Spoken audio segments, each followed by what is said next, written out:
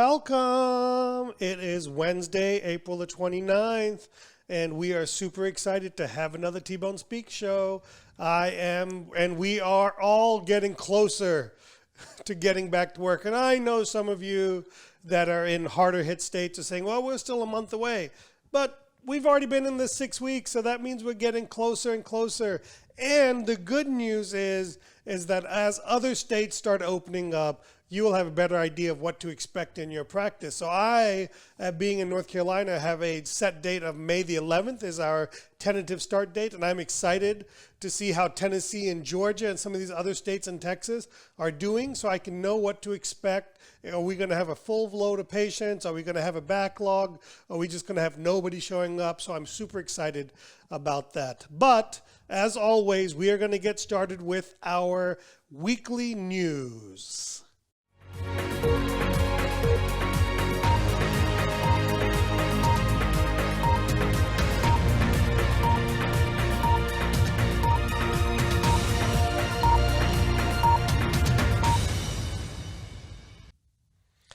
And in our first set of news, and I got to be honest with you, I am putting myself out there to get probably a little bit roasted on some of the things I do, but I'm just going to put out the news that I think is somewhat funny sometimes. A Louisiana pastor who defied coronavirus orders is asking people to give their stimulus money to the church. Now, I don't want to offend people because I believe we should be giving to a higher power. But I worry about some of these pastors and televangelists that we see out there, okay? Suddenly, they want you to give your stimulus money to their church. Last time I checked, those people getting stimulus money don't really make a lot. And they need it because they're out of jobs. So I take a little bit of offense to this. Probably actually, quite frankly, I take a lot of offense to this. I think you should make your own decision about whether or not you donate your money, your stimulus money, to a church. And I think taking advantage of this is questionable at best. But who am I to judge? To each their own. In breaking news, the American Dental Hygiene Association is starting a program where they are encouraging governors and law officials and law enforcement or whatever the hell it is out there to continue postponing elective and non-urgent dental visits. I don't know where I stand on this. Actually, I do. I stand not on the side of American Dental Hygiene Associates. If you own the practice, I would be okay with you doing this. But when you don't take the risk economically, it's not up to you to go out there and try to close my business. Now, if you don't want to return to work, nobody says you have to. You can take more time off. I doubt that anybody's going to force you to come to work. But as an organization, to try to extend closures, I don't think that's right. And I hope dentists are taking notice.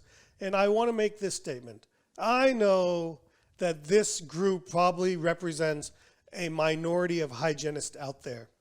But to the eye of me and to the eye of all these dentists, this is your organization that represents the whole of hygiene. Get control of the messaging that's going on out there. And if this is what you want, that's okay. But then be prepared for some of the backlash that will probably come from this. So I want to tell you, I love hygienists, I believe in hygienists, and they're super important to our dental practices. But to encourage lawmakers to extend the shutdown beyond what they're doing, I think it's bad news for your profession. But that's just my opinion on this matter. And in other news, a local small business owner, Jamie Black Lewis, felt like she won the lottery when she got her PPP, Paycheck Protection Program. And she saw the $177,000 and $43,000 loans, one for each of the spas. She owns a spa in Washington State. So she got $177,000 plus $43,000. So that works out to be about $220,000 quick math. I'm brown. We do math pretty quick. Just saying. They're all laughing at me over here. And she had furloughed 35 team members. When she called her team members with the great news that she could bring them back to work, they got mad at her. You know why they got mad? Because many of them were making more money or enough money not doing anything that they just didn't want to come back to work for that reason. Now, I'm sure some of them were probably quite not ready to go because they're afraid and all of that. I get it. But a part of the lesson is when we give people too much money, they have a tendency not to want to work. And I'm worried about this. I'm worried about this for our dentists out there. I'm worried about people being a little bit lazy or rusty getting back to work. I was talking to a friend of mine today, and he's like, man, we're going to have a hard time getting back to an 8-hour workday because they're just used to working 2 or 3 or 4 hours or every once in a while when they go to work right now to see their emergencies only. And I know some of you dentists have extended the definition of emergency, but that's okay, to each their own. So I want us to be aware of this. We are feeling the pain. When we re-elect our officials, I want us to remember that there are negative consequences for unemployment being more than you made before. I have zero issue with it being what you made in these particular times, but I take issue when is more than what you made during these hard times. So to each their own. Dentists want coronavirus testing before reopening. I truly don't know how I feel about this. I don't know if I want to be testing patients for COVID-19 and or coronavirus.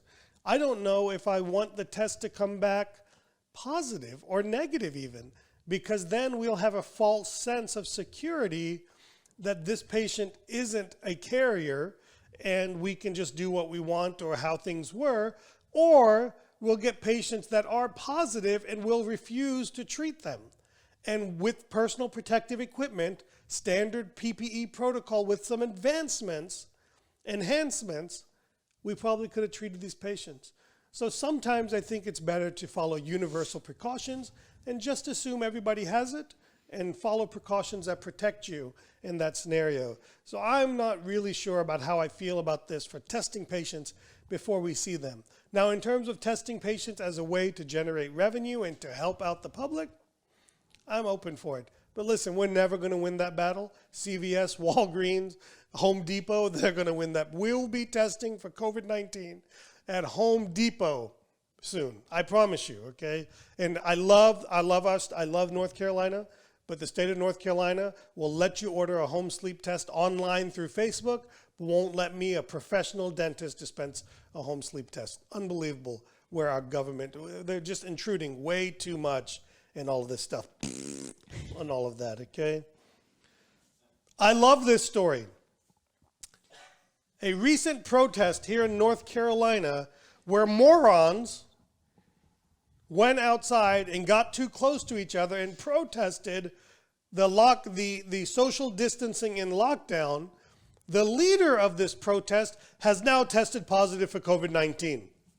You got what you hoped for.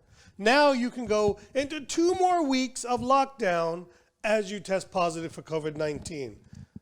Look, the lesson in this is I'm not loving being locked down either, but you got to trust sometimes that people are doing the right thing and follow social distancing. Wear a mask, okay? Get some Purell and hand sanitize. Wash your face. Come on, people. Let's not be stupid. In news that hits home, I need to move to Belgium, okay? Not because I want to go to Tomorrowland, Will Jones, okay? But the Belgians are being urged to eat fries twice a week because coronavirus has created a massive potato surplus.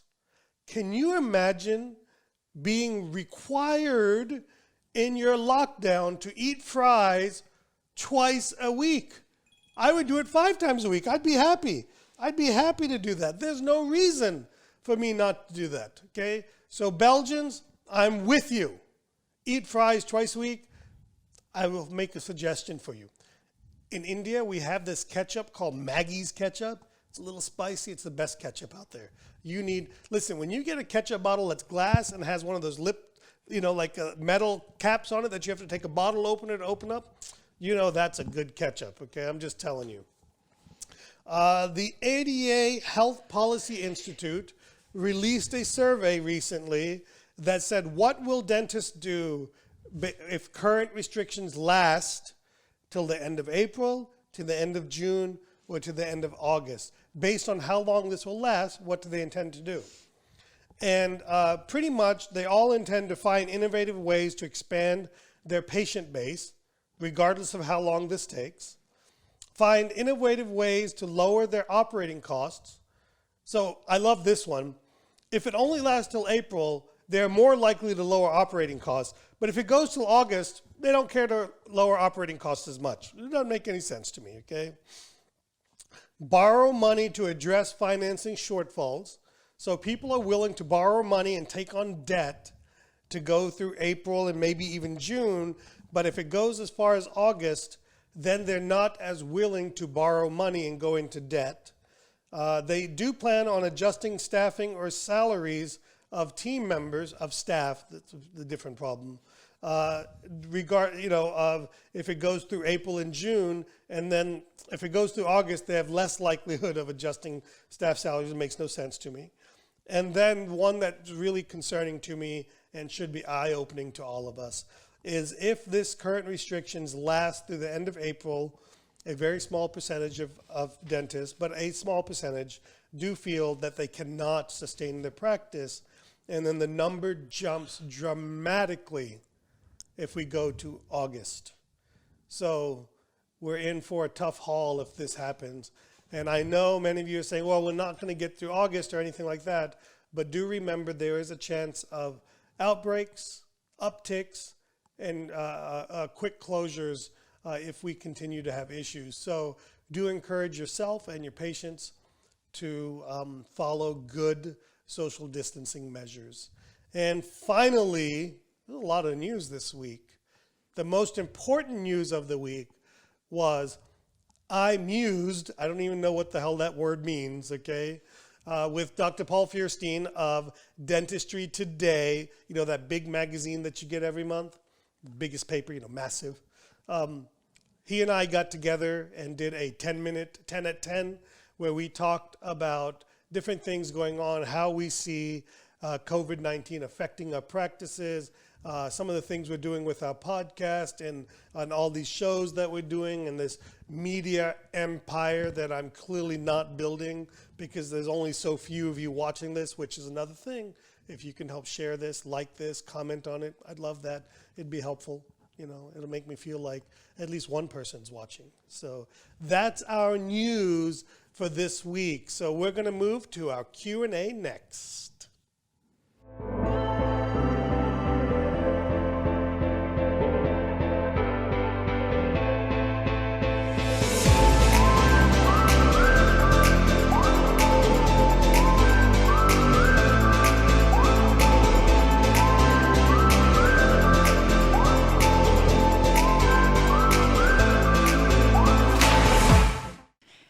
So as our offices start to open... We made a mistake there, but that's okay. We're still learning. I used to sit on the other side. We've switched. So as our offices start to open, I think I've gotten this question a lot. How can we sustain growth after something like this pandemic? It's a great question. And frankly speaking, here's what I'm going to say about that is I don't think much is going to change on my end from how we want to grow our practice, okay? Because quite frankly, the same things that helped us grow from 2008 to 2011, to get through 2008, 2009, and then to grow coming out of that are the same things that we're going to do here. And how I want to answer this question is just walking through that. And I feel like a broken record because I talk about these same things over and over again, but I know I got to keep saying it, okay, because I got to be a broken record. My first goal for this summer, is to not lose money, okay? I just want to get through the summer, get through the first couple of months, and just make sure that we don't have such a dip that it creates a financial hardship for me, okay? First and foremost, get settled and get comfortable with where you're at, okay? Second thing that I'm going to do is I'm going to start evaluating almost immediately from what's happening in my market and what's happening in similar markets from me and see how they're doing. Okay, is it something that I'm not responding to? Am I out of the ordinary or am I in the ordinary? In other words, is everybody feeling this down bump? Are there people that aren't feeling this? And what are they doing to get through it? And have open, honest conversations. And the hard part of that is looking in the mirror and really deciding where you're falling short on doing this. And that includes me, by the way. Okay, I fall short in some of these things.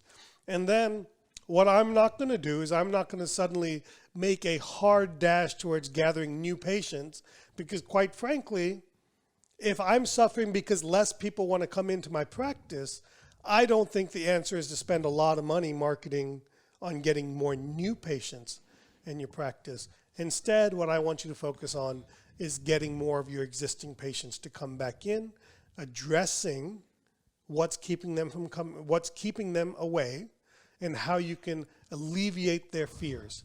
Secondly, or additionally on that, is what are you doing to add new revenue streams to your office?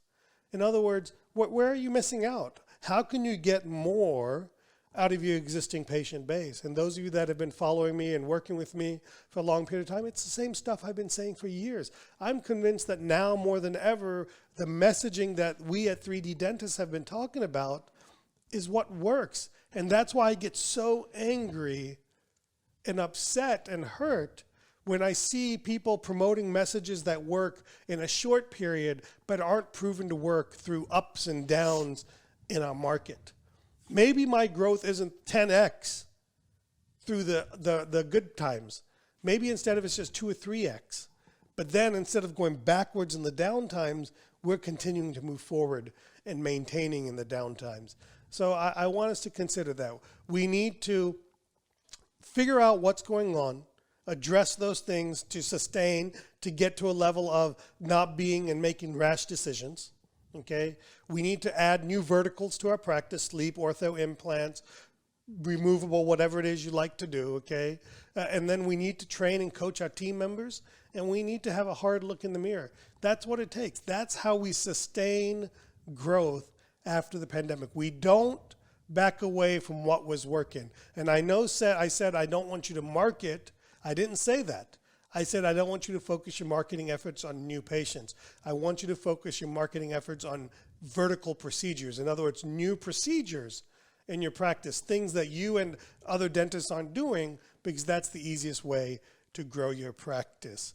So keep that in mind with this week's Q&A.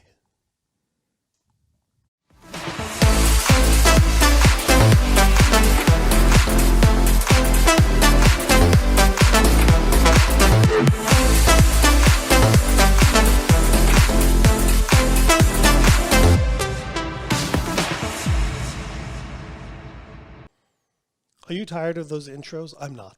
So we're going to keep doing them. Okay. All right. So this week we're going to have a clinical case, and I'm going to go back in the vault and show you some dentistry from probably at this point 10, 12 years ago. 2005, actually. I looked it up. This case is 2005, 15 years ago. I'm having to show old dentistry because I've gotten much worse. I'm just kidding. I haven't got much worse. So here we're going to do a direct composite case. This lady, beautiful young lady or older lady, I don't know.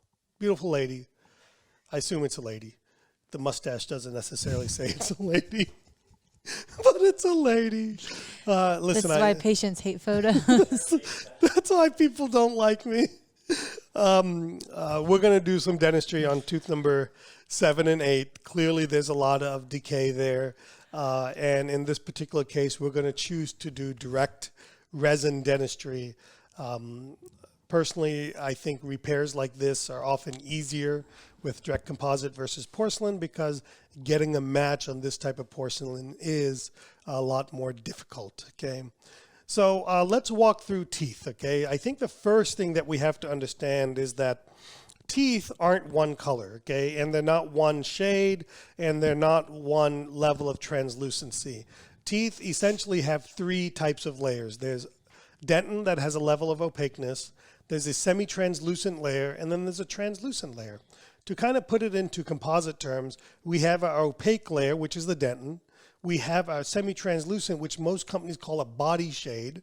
And then we have our translucent shade, which is more of our enamel shade when we're doing these things, okay?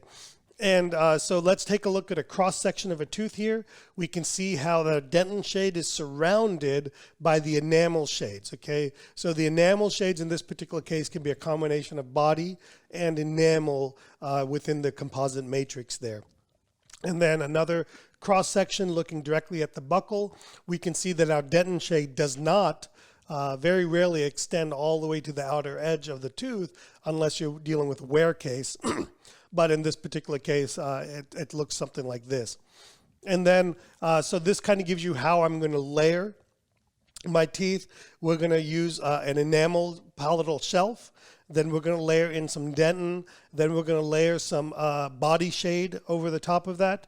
And then we're going to put our composite tints to give our characterizations. And then we're going to cover it with a enamel composite shade there over the top. And what this will do is, instead of putting the characterizations over the top of the restoration and having them wash away over time, this will build the characterizations inside of the tooth. So here's a close-up view of tooth number 7 and 8. You can clearly see there is decay, and you can also see that there is a lot of characterization in this tooth, okay? So in this particular case, we used a hard tissue laser to do some of our preparation and to help not have to numb our patient. So this case was done without any anesthetic. And then we went ahead and used a round burr to clean out all of the decay. And if we can get a little closer view of our presentation, then we can look at here.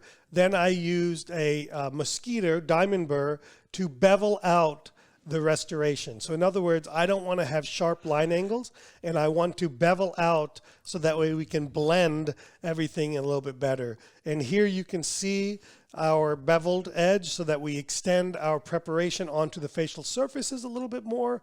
And as you can see, at this point, we are pretty much not having a lot of tooth left on this particular case.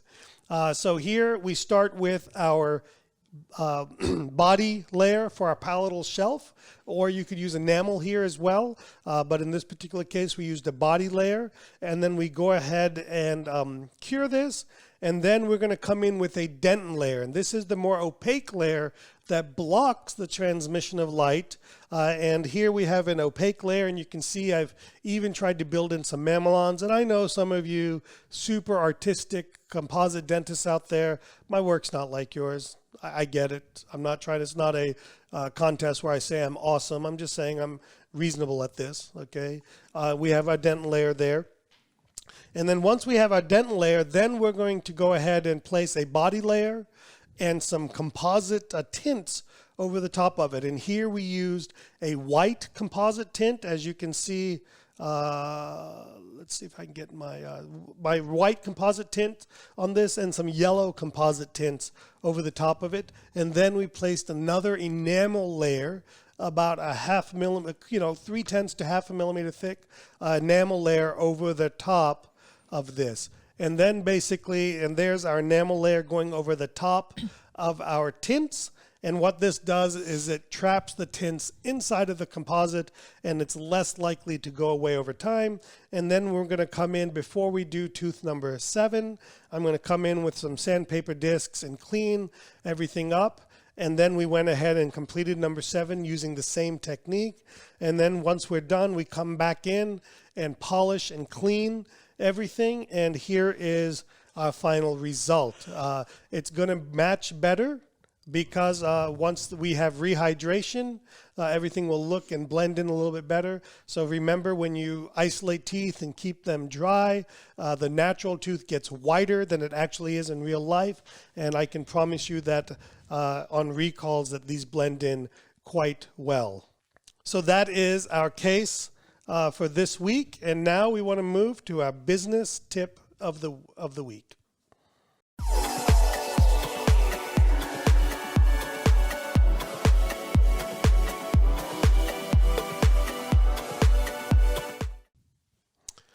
All right, our business tip for this week is going to be the ADA toolkit, okay? It's not my own business tip, but it's a tip from them, okay? So you can go to ada.org, I believe it is.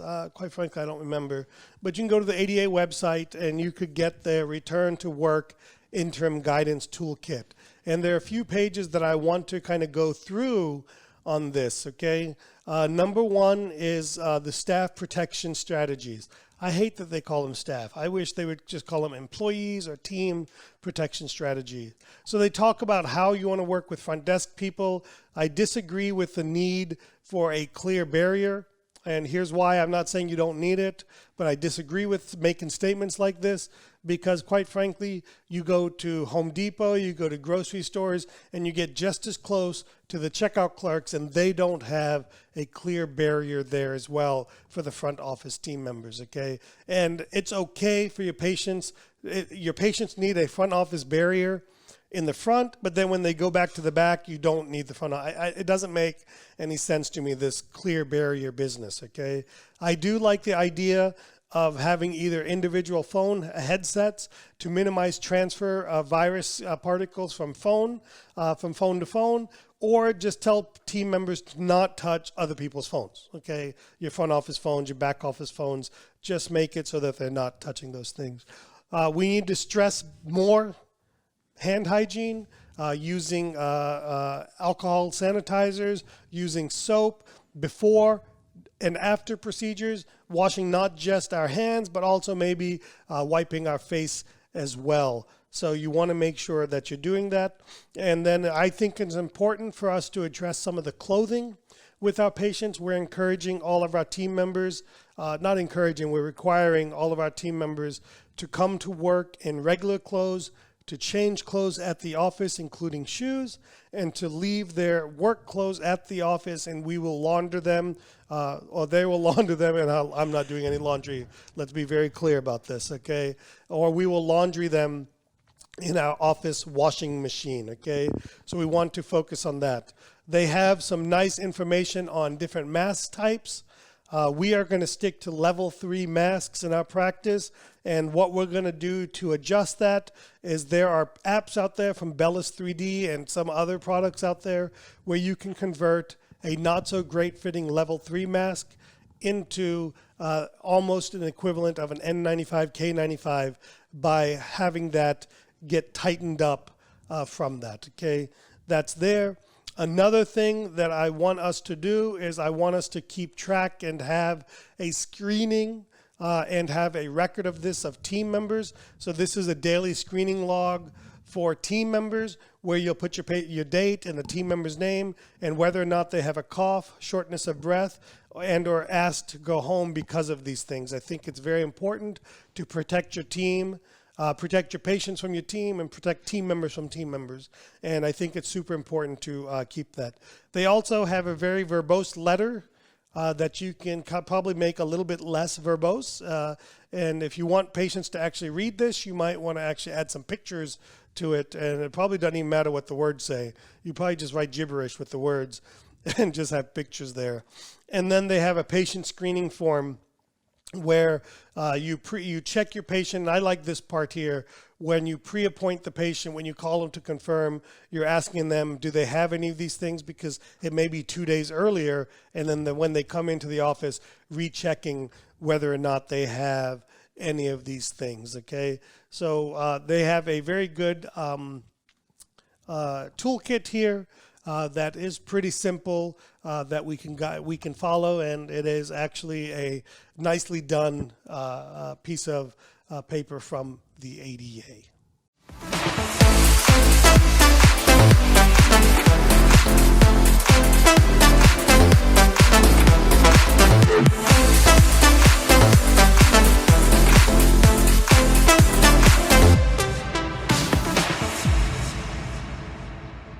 And listen, everybody, I want to thank you for taking the time to tune in to our show on a weekly basis. I hope you find it a little bit funny, a little bit serious, kind of like a good blend of truthful information. I try to, kind of bring all the stuff together for you. And do me a favor, hit that like button, hit that share button, and help us out. Leave us a review on the Google, on the Apple Podcast, on Slack. I don't care where the hell you leave it. Just leave me a review, okay?